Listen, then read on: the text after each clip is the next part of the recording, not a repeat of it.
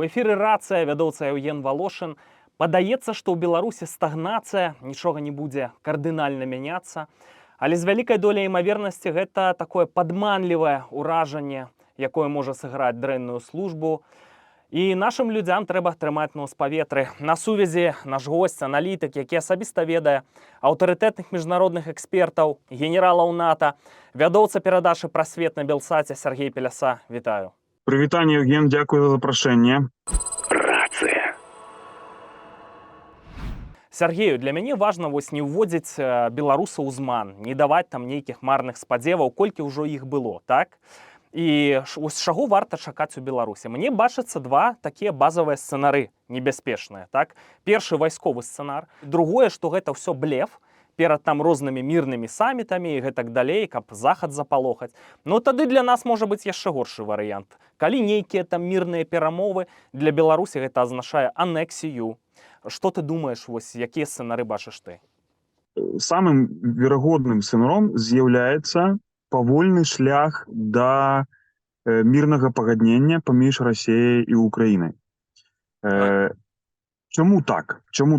Ну, ёсць вельмі шмат розных знакаў на небе і на зямлі, якія пра гэта сведчаць. Па-першае, мы бачым, што все-таки Кітай зацікаўлены ў тым, Кітай як галоўны старэйшы брат Расіі, ці адзіная адзіная дзяржава, з якой Расія лічыцца ў палітычным сэнсе са сваіх партнёраў. Кітай не вельмі хоча працягу поўнамаштабнай вайны. Захад не хоча працягу поўнамаштабнай вайны. Працягу поўнамаштабнай вайны хоча Путін. Но ресурсы Расіі таксама не бясконцыя, так? Расіі было б карысней замацаваць тое, што ёсць, цяпер, ці будзе праз некалькі месяцаў, аслабіць максімальна Украіну у вайсковым сэнсе, у палітычным, у дэмаграфічным, то бок правесці вось то, што яны хацелі, дэмілітарызацыю і гэтак далей, так, дэнацыфікацыю. Ну, дэнацыфікацыю яны пакуль не могуць правесці, але яны ўжо заяўляюць, што Зеленскі нелегітымны, да? І прыйсці да нейкай дамовы. Прычым гэта не будуць перамовы Пуціна з Зеленскім, яны не будуць размаўляць асабіста. Гэта будзе дамова, якая будзе адбывацца праз пасярэднікаў.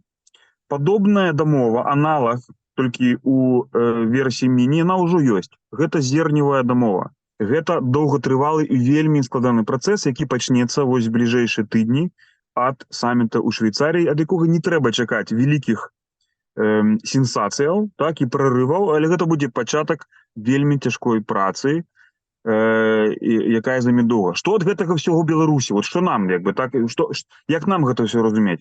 Найважнейшае. Калі адбудзецца сапраўды мір ці перамір'е, і хутчэй за ўсё закансервуецца вось гэты стан, які ёсць межаў, не межаў, а лініі фронту дакладней, на працяглы час, на гады, да, то гэта значыць закансерваванне рэжыму Лукашэнкі як васала, саюзніка рэжыма Пуціна на нейкі час. Я бы гэта параўнаў у пэўным спрашчэнні з сітуацыяй пад канец эпохі Брежнева. Вось пэўная аналогія ёсць. Вайна супраць Афганістана, так, апошні Брежнеў, потым пасля Брежнева прыходзіць два генеральныя сакратары, якія хутка паміраюць, і прыходзіць толькі пасля гэтага, пасля пэўнага такога перыяду, ну, назовем гэта так, бескаралеўя, да, альбо смуты, прыходзіць Гарбачоў, і толькі тады пачынаюцца перамены. Я думаю, што, ну, тут не трэба сябе падманваць, што так менавіта гэта і будзе, так, але я бы проста не чакаў адразу пасля Пуціна ліберала, і адразу пасля Лукашэнкі таксама бы не чакаў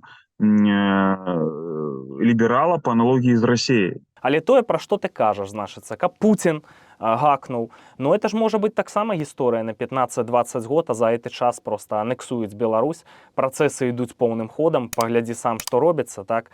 Краіну зачысцілі, крызіс дэмаграфічны. Краіны можа не застацца. Да моманту, калі будзе акно магчымасцяў для нейкіх сістэмных пераменаў, Беларусь могуць проста знішчыць усё. І да пабачэння, ты не думаеш пра гэта? Я не думаю, што Беларусь цалкам анексуюць, што адбудзецца поўная інкарпорацыя Беларусі ў Расійскую Федэрацыю ў якасці нейкага суб'екта федэрацыі. Я не уяўляю сабе, навошта гэта Пуціну было б патрэбна. Мне здаецца, Пуціну ему пасуе вось той варыянт, які ёсць. Ён распараджаецца Беларусію, скажем так, на 80%, так? 20% застаецца Лукашенко, як такому жандару ўнутры Беларусі, так? Крыху замежнай палітыкі ў Лукашэнкі застаецца, ну ён можа паехаць у Манголію, напрыклад, так? І Пуціну карысна прыехаць у Беларусь, ва Узбекістан, яшчэ кудысьці, каб паказаць, што вот, глядзіце, ёсць дзяржавы, якія падтрымліваюць мяне, прымаюць, гэта мае саюзнікі, але гэта іншыя дзяржавы. Вось зверні ўвагу, калі Пуцін быў у Менску, мне, напрыклад, кінулася ў вочы вось гэтыя цырыманіяльныя такія элементы, которых я раней не заўважаў. Ну, зрэшты, Пуцін рэдка бывае ў Беларусі. 3 моманты цікавыя былі. Першы момант — гэта начальнік роты ганаровай варты Беларусі звярнуўся да Лукашэнкі, да Пуціна на беларускай мове. То бок, он глядзеў там у вочы Лукашэнку і Пуціну і звяртаўся. Начальнік роты ганаровай варты капітан такі-то, так. Пуцін пакланіўся чырвона-зелёнаму сцягу, так моцна, так пакланіўся галавой так уніз. Мне нават это здзівіла, бо я такога раней не бачыў ніколі. І таксама цікавы момант быў, гэтага на відэо нідзе няма, але прэс-служба Лукашэнкі гэта пісала ў тэкставай сцэнаграме, чым кармілі Пуціна падчас вось ланча там ці абеда з Лукашэнкам. Там былі стравы беларускай вясковай кухні, між іншага дранікі там нейкія беларускія там грибы з бэльскай пушчы. Натуральна, што гэта такі лубочнасць пэўная, такі каларыт, да? Але тым не менш, Пуцін вось усё гэта як бы бачачы, сцяг іншы, кухня іншая, так? Там сала, напрыклад, падавалі беларускае. Ну, дзе ў Расіі сала? Ну, на стале. Па-беларуску гавораць. Гэта іншая дзяржава. Ну, гэта іншая дзяржава, так? Пры ўсёй марыянетачнасці. То есть ён прыязджае і бачыць, што гэта ўсё-такі іншая дзяржава. І да гэтага моманту ён не анексаваў. Да, ён шмат што можа ў Беларусі. Амаль што ўсё. Але все-таки яшчэ не ўсё. Першую чаргу, таму што беларусы гэтага да канца не хочуць. Не можа он цалкам пайсці супраць волі Беларусі. Канешне, хтосьці можа сказаць, што гэта будзе так, пакуль будзе Лукашенко, бо ён як бы стрымлівае Пуціна, да? А калі будзе умоўны які-нибудь там Качанова, Галоўченка ці хто-нибудь яшчэ, то гэта будзе іначай, бо яны не будуць такія ўжо моцныя, яны будуць слабыя. Але мне здаецца, што Беларусь застанецца дэ-юрэ фармальна незалежнай дзяржавай, і ўвесь свет гэта будзе сабе усведамляць. То бок, вяртанне да фактычнай незалежнасці — гэта пытанне будучыні. Я не уяўляю сабе сцэнарый, калі Беларусь цалкам страціць. Мы ўжо, слухай, за гэтыя 30 год 1000 раз казалі, да, што анексія. Яна не адбылася. Дэ-факто ёсць частковая гібридная акупацыя Беларусі Расіяй, ёсць вельмі сур'ёзны ўплыў, але гэта не поўная акупацыя і гэта не поўная анексія Беларусі. Беларусь паводле міжнароднага права застаецца і застанецца незалежнай дзяржавай. Нават калі сабе уявіць поўную анексію нейкую там, у нейкім самым чорным сцэнары, а нельга гэта выключаць, то все роўна да ўсяго света будзе ясна, што ані Пуцін, ані Лукашенко не зрабілі гэтага легальна, і гэта будзе толькі часова. Ну, вось падобным чынам, як з Аўстрыяй Гітлер зрабіў. Это, канешне, не вельмі ўдалая аналогія, але от калі просты прыклад падаць, ну, гэта вось Аўстрыя, так? Аўстрыя адразу пасля Другой сусветнай вайны стала незалежнай дзяржавай, цалкам іншай, чым Нямецчына. Яна вярнулася да сітуацыі да вайны. І да гэтага моманту яна нейтральная ўвогуле. Яна цалкам іншую палітыку рэалізуе, чым Нямецчына, там, ці там Швайцарія, ці хтосьці яшчэ.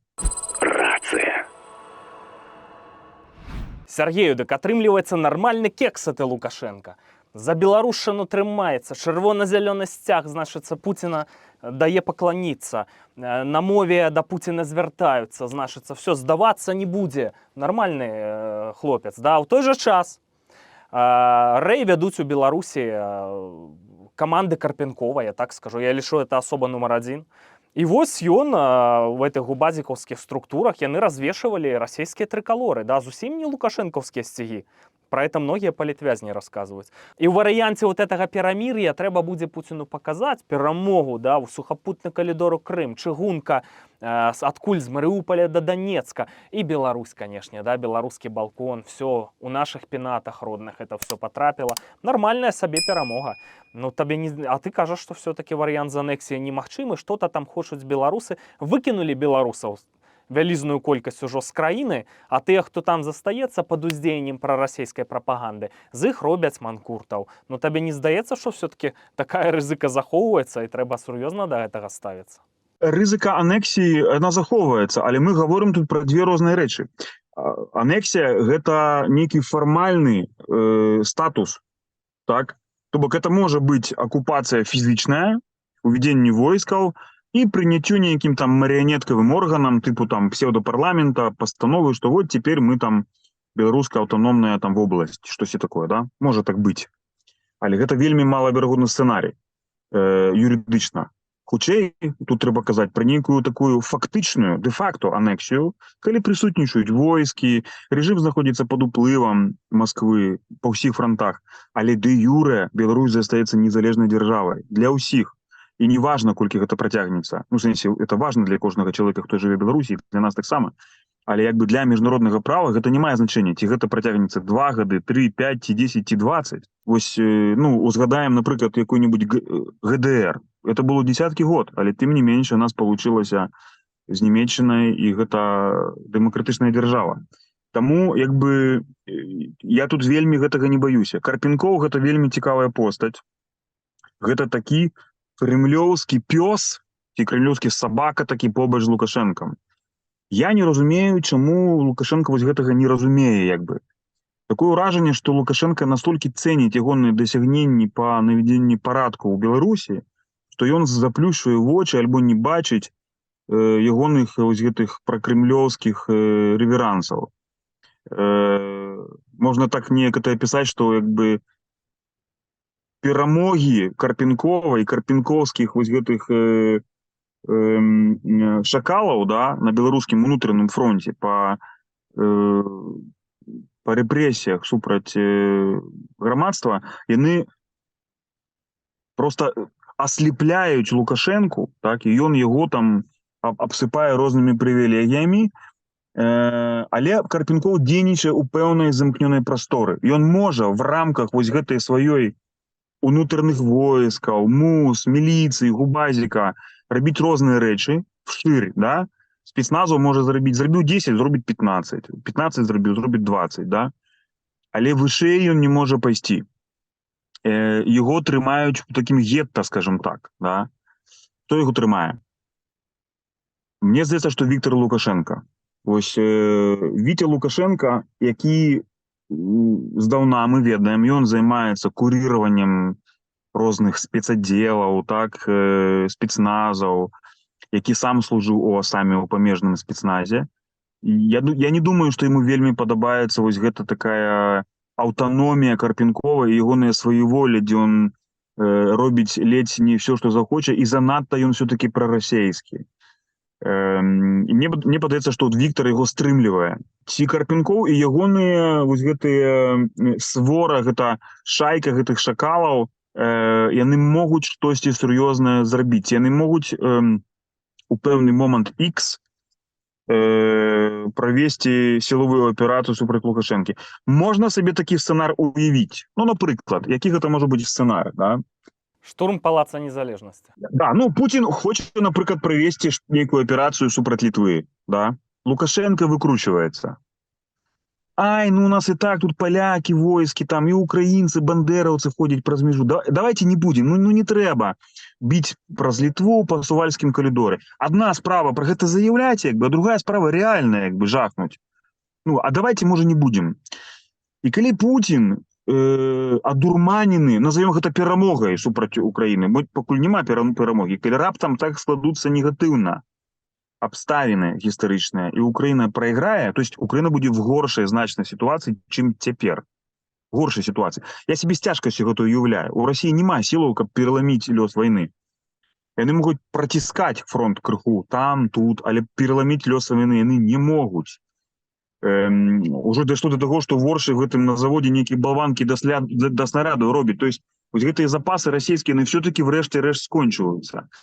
І вось калі б ён, напрыклад, адмовіўся штосьці важнае для Пуціна зрабіць, бо ён баяўся, што, напрыклад, Пуціну паслугу акажа нейкую, да, пойдзе, напрыклад, на Літву, але цена гэтага будзе пастаўленае жыццё яго асабіста, ягонай сям'і, ягонага рэжыму на карту. Калі не атрымаецца вось гэты паход на Літву, і НАТО адрэагуе так, як павінны адрэагаваць, все, Лукашэнку кранты. Вось калі ён гэта будзе усведамляць, ему такі месседж прышлюць з Парыжа, напрыклад, месье прэзідэнт, выкруціцесь неяк, ну не трэба. Вось тады могуць актывізаваць Карпенкова і ягоных вось гэтых сабакаў, которые кінуцца на яго. І пытанне, хто будзе на баку у Лукашэнкі. А сам яго абароніць? КДБ, служба аховы? Ну, ягоная ахова, да, яго будзе абараняць да апошняга моманту. Без яго яны ніхто, так? Але мы бачым, мы бачым фігуры на дошцы, яны стаяць. Карпенков, ягоныя людзі, яны на дошцы ёсць, да? Мы бачым іншыя службы в Беларусі. Карпенков гэта не адзіная фігура сілавая, якая мае за сабой рулі, мае штыхі. Ёсць іншыя людзі, так? І ёсць каму абараніць Лукашэнку, але в самы крытычны момант они могуць паспрабаваць яго. Ну, канешне, карпенкоўцы не будуць самыя, гэта ж проста ментоўскі спецназ, ну хто яны такія, да? Супраць Алмаза, напрыклад, яны не пацягнуцца. Але разам з расейцамі, разам з расійскімі дыверсантамі, разам з ГРУ, напрыклад, яны могуць нейкую функцію такую простую, прымітыўную выконваць, ну, типа дубаломаў, да? Альбо цягнуць увагу. Такі сцэнар я магу сабе ўявіць. Ды мне падаецца, што Віктор Лукашенка ўжо ніхто, вагі не мае ніякой. Вось, ну яны там ж нешта спрабуюць, Шуневіч там нейкія атрады, міні-арміі там з паляўнічых і рыбаловаў, да, спрабуе ствараць, а Карпенков ненавідзіць Шуневіча. Карпенков разглядае вот это асяроддзе атачэння Віктора Лукашэнкі, якое страціла всю вагу ў 20-м годзе, сын не сын, па мордзе атрымаў прылюдна і вось стаў нікім. Значыцца, яго разглядае ён як вораг. То, што ты гаворыш, што там алмазы. Карпенков быў кіраўніком алмаза. Ён ведае все, разумее, шмат год. Там невялікая колькасць гэтых байцоў. У Карпенкова зараз, ну, сур'ёзная міні-армія, вагнераўцы дапамагаюць, гатовыя да вайсковых сцэнароў, фанатычна гатовыя. Ёсць у мяне інфармацыя знутры Беларусі. Я думаю, што вельмі сур'ёзна это трэба разглядаць, як вельмі сур'ёзную магутную сілу. Ну і самы важны момант, што Карпенков это чалавек абсалютна з вельмі сур'ёзнымі амбіцыямі. І калі нават хтосьці яго не будзе нікуды прасоўваць, перад 20-м годам у яго было вельмі шмат ворагаў, ужо там рыхтавалі яго спісаць на пенсію, дачакаўся свайго моманта, вось як узвысіўся, а амбіцыі там куды большыя. Я думаю, як мінімум стаць кіраўніком у Беларусі асобай нумар 1. І яшчэ пра Карпенкова вельмі цікавы момант, што вось на фоне апошніх ператрахіванняў сілавікоў, якія закранулі і войска, і КДБ, а яшчэ раней Лукашенко мяняў кіраўніцтва памежнага камітэту, мы бачым, што Карпенкова ніхто не чапае, агулам МУС не чапаюць, так? То бок, ну, это значыць, што Лукашенко задаволены працай міліцыі і, ну, агулам міністэрства ўнутраных спраў. Ну, а чаму бы не быць задаволеным, так? Беларускае грамадства загнанае пад плінтус, тысячы палітвязняў, сотні тысяч з Беларусі вымушаныя былі ўцякаць. Таму на ўнутраным фронте все нармалёва. Карпенков сваю функцію выканаў. Яго ніхто не чапае, яго ніхто не ператрахівае. А можа не могуць яго пересунуць, адсунуць, так? Ён зробіцца занадта уплывовы. І гэта уплывовасць Карпенкова, яна, я думаю, што альбо заўважае Лукашенка і не можа нічога зрабіць, альбо ён аслеплены вось гэтым трыумфам унутры Беларусі, што яны стабілізавалі сістэму, і ён яго не чапае, бо ён яму гарантуе вось гэты спакойны сон, назовем гэта так, да? На ўнутраным фронте. Бо на знешнім фронте спакойнага сну Лукашенку не даюць. Рацыя. Шановная публіка, што вы думаеце пра нашу размову? Калі ласка, пішыце свае каментары. Скажу вам шчыра, я разумею, што для пэўных людзей это небяспечна рабіць. Вось каму бяспечна, падтрымайце, калі ласка, таму што душаць нас. Ёсць праблема з распаўсюдам беларусацэнтрычнага кантэнту. Немагчыма паставіць там кантэнт на рэкламу, напрыклад, таму. Адзіны спосаб гэта каментары, гэта рэакцыі, падпіскі на канал таму, для каго гэта бяспечна. Сергею, ну, бачым, вот такая вот у нас сітуацыя. Калі расейцы будуць прагматычна дзейнічаць, так? Калі там будуць нейкія там мірныя ўгоды, і все-таки яны не пойдуць на вайсковыя эскалацыі, ну, для Беларусі это...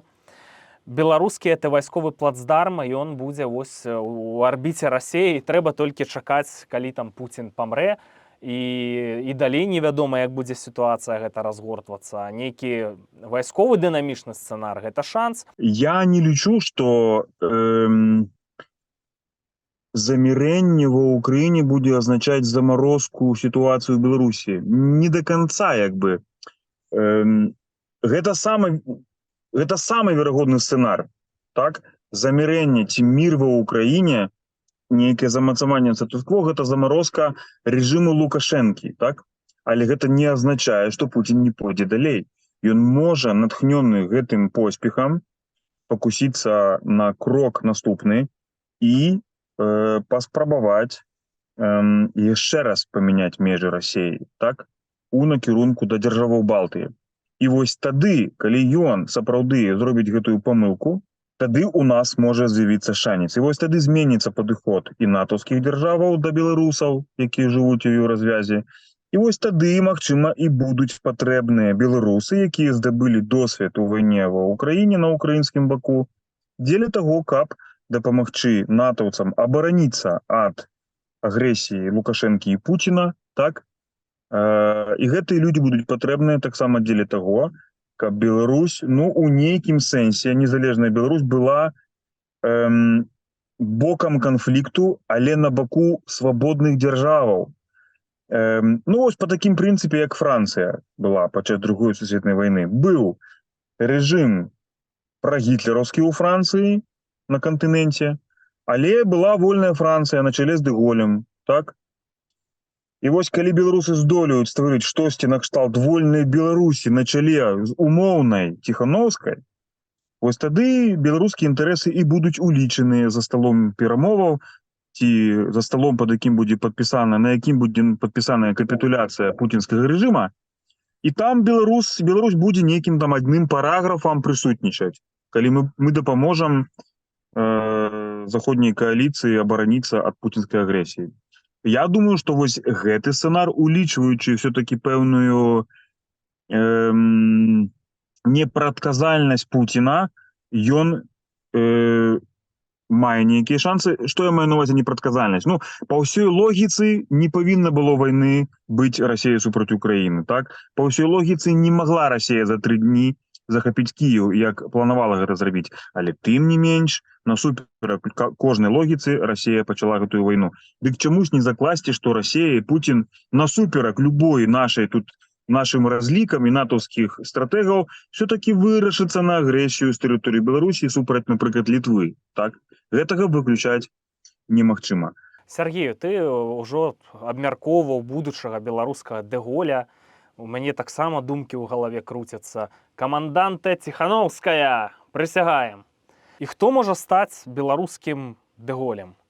Евген, ну гэта вельмі складанае пытанне. Дакладней, пытанне простае, адказ складаны. Ніхто не ведае адказу на гэта, так? На дадзены момант у нас няма беларускага Дэ-Голя.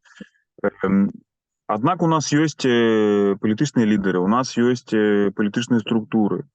Мне падаецца, што калі гаворка ідзе пра вайскова-палітычнага лідара, то ён можа нарадзіцца в асяроддзі беларускіх добраахвотнікаў. На дадзены момант я там яго не бачу, але тыя пазітыўныя змены, якія цяпер адбываюцца ў беларускім добраахвотніцкім руху, калі іх удасца правесці, так, гэтыя рэформы, і замест невялікага палка Каліноўскага паўстання штосьці накшталт руху Каліноўскага, які будзе мець і палітычны кампанент, і вайсковы кампанент, і іншае, вось тады гэта можа быць база, гэта можа быць аснова, на якой можа нарадзіцца умоўны будучы беларускі Шарль дэ Голь. Але, як кажуць, тэрміны ведае толькі Гасподзь Бог і канкрэтыку. Але варункі для гэтага ствараюцца, яны паўстаюць, і ў гэтых варунках ёсць вялікія шансы паўстаць, вось з'явіцца гэтаму палітычнаму будучаму лідару. Сергею, шчыры дзякуй табе за ўдзел у перадачы. Жыве Беларусь. Жыве вечна, дзякуй за прашэнне. Шаноўная публіка, ну, вельмі цікавае вашае меркаванне датычна сцэнару ў Беларусі. 20 год трэба будзе чакаць гэтых нейкіх зменаў, там, лібералізацыі і так далей, вокнаў магчымасцяў. Ці все-таки Божай волей это все здарыцца, от зробяць зараз памылку, так? Полезуць на Балтыю і нейкія магчымасці здарацца для Беларусі, хоць, канешне, і рызыкі вялікія. Ну, альбо 20 год будзем чакаць, і беларусаў у Беларусі не застанецца. Ну, можа быць, зменяцца часы, там можна будзе нейкіх роботаў парабіць, скуры абцягнуць. Невядома, што будзе ў будучым. Цікавае вашае меркаванне. Да сустрэчы.